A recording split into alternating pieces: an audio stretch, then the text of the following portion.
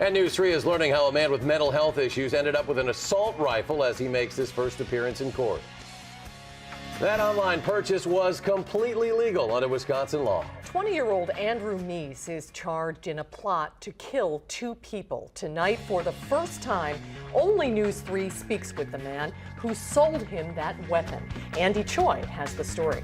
Susan, mental health and legal access to firearms are certainly on the minds of many these days. What this local case may reveal, though, is just how complex the laws are when it comes to that access. The defendant apparently obtained a assault rifle clone recently, specifically for the purpose of killing people. He has had some recent outpatient commitments as well as a recent inpatient psychiatric hospitalization. And there are, I think, continuing mental health issues. Andrew Meese faces 2 counts of attempted first-degree intentional homicide after the 20-year-old informed his psychiatrist he was going to kill his neighbors and one of his friends.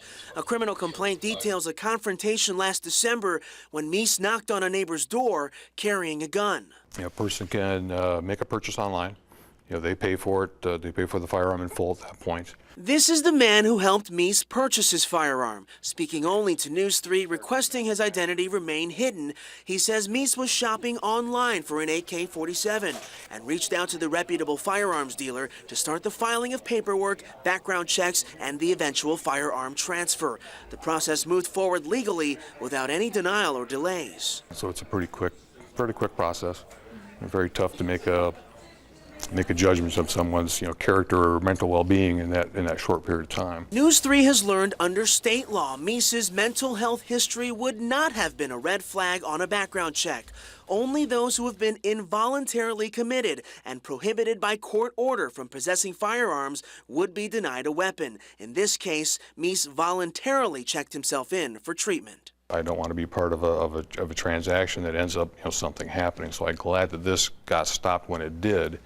And from my understanding is that he asked for help before acting. And Meese's attorney says her client continues to seek treatment. He absolutely is, and I think that a past record of reaching out for help and reaching out for help in this case absolutely indicates that this is someone who wants to get better, who wants to be a functioning, productive member of society just like anybody else.